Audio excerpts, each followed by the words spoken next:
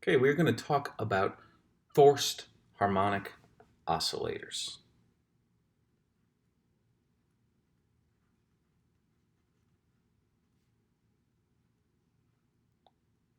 Now, previously, we talked about harmonic oscillators.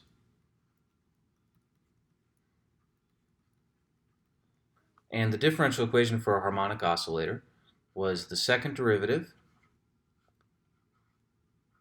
of y squared, plus a constant b times the first derivative of y plus a constant k times y equals 0.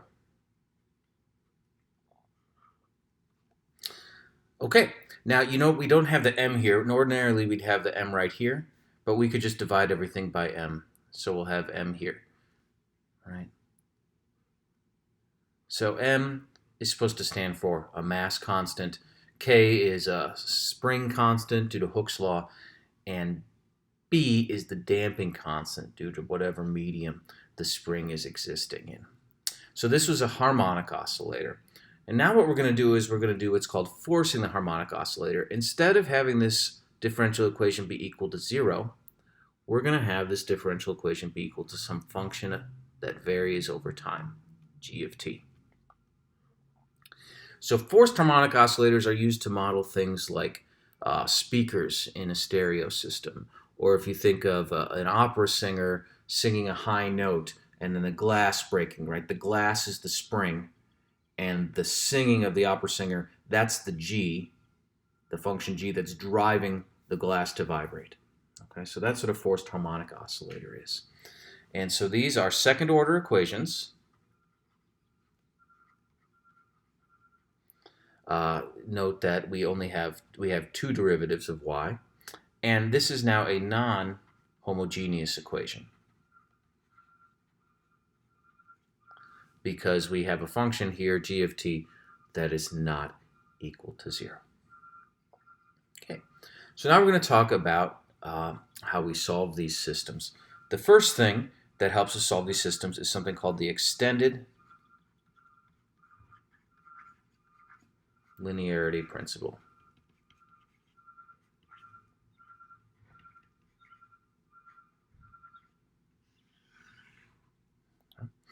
And the extended linearity principle says if you have a forced harmonic oscillator and you suppose YH solves the homogeneous problem,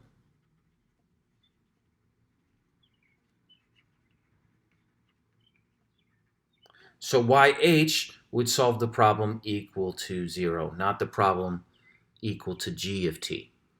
Now we know how to do that, right? That's what we've done before. We can use the characteristic polynomial, look for the eigenvalues, so on and so forth. So solving the homogeneous problem is not an issue. And then if we have yp, something that solves the non-homogeneous problem,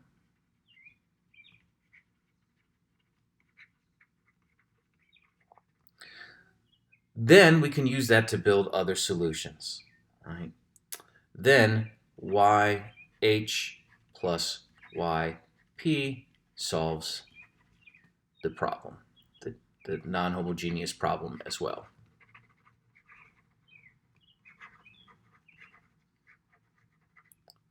Okay, now this helps us out immensely, in part, first because, right, this homogeneous solution, we know that usually what happens is we have two parameters that we can choose, right? So that we can set an initial condition and an initial velocity. We can get that all solved. So we have freedom in the homogeneous problem.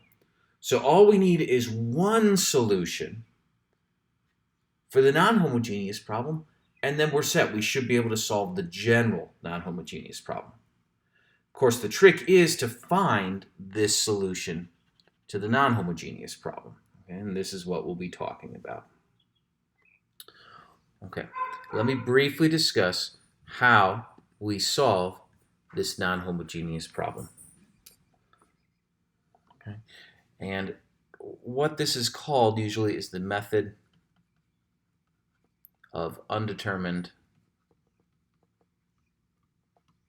coefficients.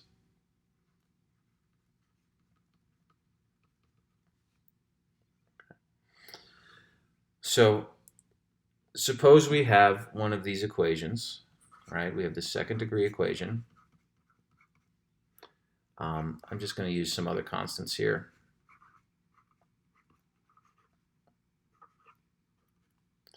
And we have some driving function, right? For the method of undetermined coefficients, what we're going to use, at least at this point, is an exponential function. So let's say this is e to the minus kt. Let's not use k. Let's use alpha t. Okay, so we have this spring system that is being driven by this exponential decay. So how do we find, we're looking for one particular solution.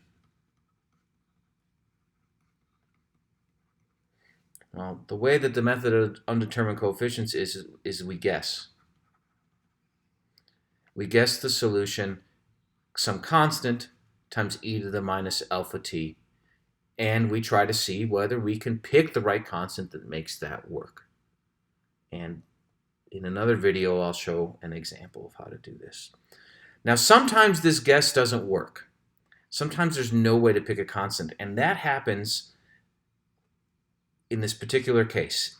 If e to the minus alpha t solves the homogeneous problem,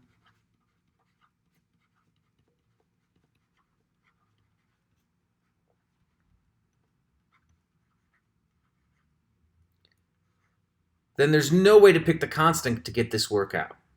No way to pick the constant to get this to work out. So if e to the minus alpha t happens to be a solution to the homogeneous problem, then this doesn't work. Then we take another guess. K times t, e to the minus alpha t. Okay? And we'll see how this works in an example. But that's, in general, how we start solving forced harmonic oscillator problems with exponential driving terms.